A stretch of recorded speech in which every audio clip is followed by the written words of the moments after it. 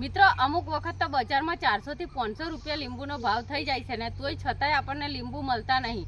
અને જો મળે ને તો ઓર્ગેનિક રીતે પાકેલા લીંબુ આપણને ના મળે, એ પકવેલા લીંબુ હોય. તો આપણે ઘરે જ આવા રીતે મસ્ત એવા લીંબુ આપણે કેવી રીતે પકવવા એ આજે મસ્ત આપણે સરળ રીત જોઈએ. તો મિત્રો આ લીંબી છે ને આપણે 12 માસી લીંબી છે. ઘણી લીંબીઓ એવી હોતી હોય કે આપણે બજારમાંથી છોડ લાવીએ છીએ ને આ લીંબી દેખાય છે ને પાછળ તમને એ 12 માસી લીંબી છે. અને આપણે ઓની કલમ કરવાની છે. જે આપણે ઘેર આપણે છોડવો લાવીને રોપતા હોય ને એને આપણે જો રોપીએ ને તો એ વર્ષમાં એક જ વાર લીંબુ લાગતા હોય. પણ આ 12 માસિયાની લીંબી છે એટલે ઓની આપણે કલમ કરવાની છે, જેથી કરીને આપણે છે જે વર્ષમાં એકવાર લીંબુ લાગે છે ને એ લીંબીને 12 માસ લીંબુ લાગે ને એવી આજે આપણે કલમ કરવાના છે. તો આ સરળ રીત તમે ઘેર જ 1 રૂપિયાના ખર્ચા વગર તમારે જાણી લેવાની છે. તો આ વિડીયોને પૂરેપૂરો જોજો અને માહિતી તમને ખબર પડશે. તો ચાલો મિત્રો આપણે ઓની એક એવી ડાળ કાપવાની છે કલમ કરવા માટે. તો આપણે કેવી ડાળ કાપવાની છે એ ચાલો તમને બતાડું. તો આપણે જુઓ આવી મસ્ત એવી ડાળી લઈ લેવાની છે એની, જે બહુ કૂણી ના હોય અને બહુ ગળી ના હોય એવી આપણે ડાળ મસ્ત એવી લઈ લેવાની છે.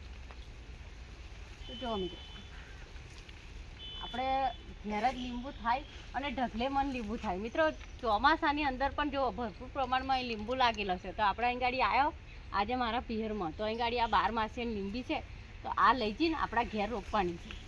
તો જુઓ અહીં ગાડી છે ને લીંબુ કોઈ દિવસ ખૂટતા જ નહીં, 12 માસ લાગેલા રહે અને પાકા પાછા થાય. કોઈ પણ કેમિકલ વગર કુદરતી રીતે પાકેલા લીંબુ તમને ખાવા મળે. હા તો તમે એવું કહેશો કે લીંબુ તો દેખાતા નહીં, પણ આ લીંબુ છે ને આપણે અવડે જ તોડ્યું છે અહીંથી.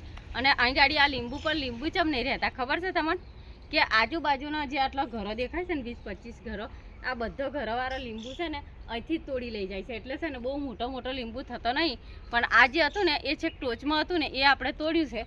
તો જો મિત્રો આ છે ને અવડાનું તૈયારીનું જ લીંબુ છે. આ એકદમ મસ્ત જો કેવું પાક્યું છે, રસ ભર્યું, પોચું લીંબુ છે મસ્ત.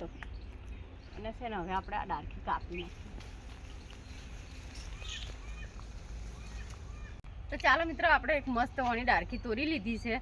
હવે ઓની કલમ કેવી રીતે કરવાની ને એ તમે આ વિડીયો પૂરો જોજો ને તો તમને ખબર પડશે. તો ચાલો આપણે હવે કલમ કરીએ. તો કલમ કરવા માટે આપણે મસ્ત એવી ડાળખી લઈ લીધી છે. તો તમે જુઓ કેટલી મસ્ત ડાળખી લીધી છે આપણે. એને આવી રીતે આપણે કાપી નાખવાની છે, જેથી કરીને પોનો ફૂટે ને તો તમને ખબર પડે. તો જો આપણે મસ્ત આવ્યું છે ને આ બધી જ ડાળખીઓ કાપી નાખવાની. તો આવી રીતે આપણે કાપી નાખવાની છે. અને પછી તમારે શું કરવાનું છે કે આવી માટી લઈ લેવાની છે. ખેતરની અંદર જે માટી હોય ને એવી લઈ લેવાની છે.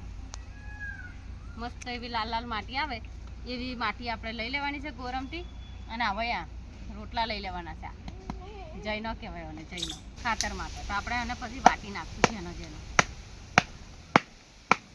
આવી રીતે આપણે છે ને દસ્તાના મદદથી બધા જેનો એને વાટી નાખવાનો છે, ભૂકો કરી નાખવાનો.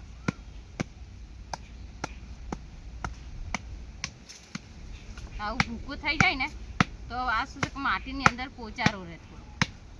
તો આવી રીતે આપણે છે ને બધું જ ભાજી નાખવાનું છે. જેનું થઈ જાય તો સુધી આપણે વાટી કાઢવાનું છે બધું. અને પછી માટીની અંદર મિક્સ કરી દેવાનું છે, જેથી કરીને છે ને આપણે લીંબી જે ઊંઘે ને એ વહેલી તકે ઊંઘી જાય, મોટી થઈ જાય વહેલી.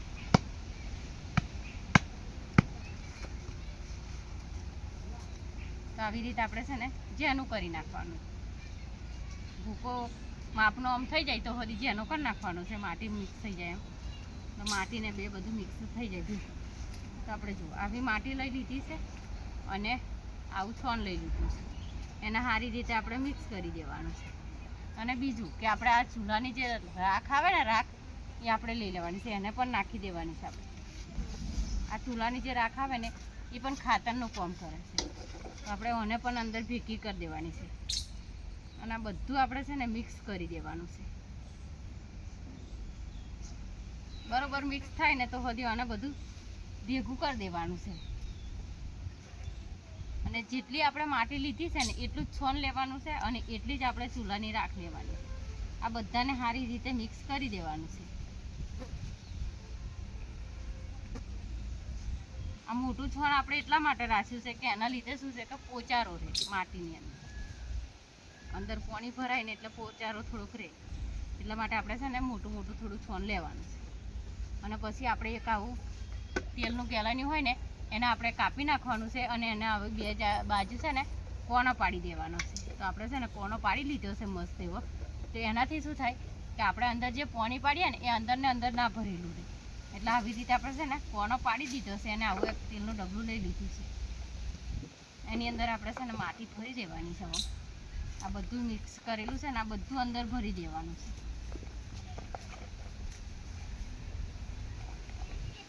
આવી રીતે બધું મિક્સ કરી અને અંદર ભરી દેવાનું છે. અને પછી આપણે શું કરવાનું છે કે ઉપરથી થોડું પાણી દે દેવાનું છે. એનાથી શું થાય કે પોચારું રહે. બહુ પાણી નહીં રેડવાનું, માપનું રેડવાનું.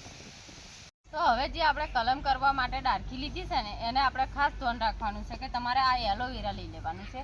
એલોવેરાની અંદર આપણે આ ડાળખીને બરોબર અંદરથી આ બધો રસ એને ચોપડી દેવાનો છે થોડો. એનાથી શું થશે કે એનો મુરાડો વહેલો આવી જશે. જો આવી રીતે આપણે એલોવેરા લગાવી દેવાનું છે અને પછી આ ડાળખીને આપણે આની અંદર આપણે રોપી દેવાની છે ડબ્બાની અંદર. એને રોપીને અને ઉપરથી આપણે થોડું પાણી રેડી દેવાનું છે અને વધારે નહીં રેડવાનું, માપનું. અને પાણી આપણે છે ને રેડતું જ રહેવાનું છે જેથી કરીને એનો વહેલો વિકાસ થાય. અને પછી આપણે છે ને આવું એક લઈ લેવાનું છે ગમે તે હોય એને ખાલી આપણે બહારની હવા ના લાગે એવી રીતે ઝોપી દેવાનું છે. તો આવી રીતે આપણે ઝોપી અને ઉપરથી આપણે વેટાઈ દઈશું કોથળી જેથી કરીને બહારની હવા એને બિલકુલ ના લાગે. અને પછી આપણે જ્યારે પાણી રેડવાનું થાય ને ત્યારે આપણે અંદર આમ સાઈડમાં પાણી રેડી દેવાનું છે થોડું. અને 15 દિવસ માટે આપણે મેલી દેવાનું છે અને રોજ આપણે થોડું થોડું પાણી છોડવાનું છે. 15 દિવસ પછી આના વિડીયોની અંદર આપણે જોઈશું કે આની ડાળખી કેટલી ફૂટી છે અને આ લીંબી રોપવા લાયક થઈ છે કે નહીં. તો વિડીયોમાં બન્યા રહેજો. તો ચાલો આપણી લીંબીને હવે 15 દિવસ થઈ ગયા છે તો આપણે જોઈએ કે ફૂટી કેટલી છે અને રોપવા લાયક થઈ છે કે નહીં. તો આપણે છે ને પેલી બાજુ જઈને ખોલીએ.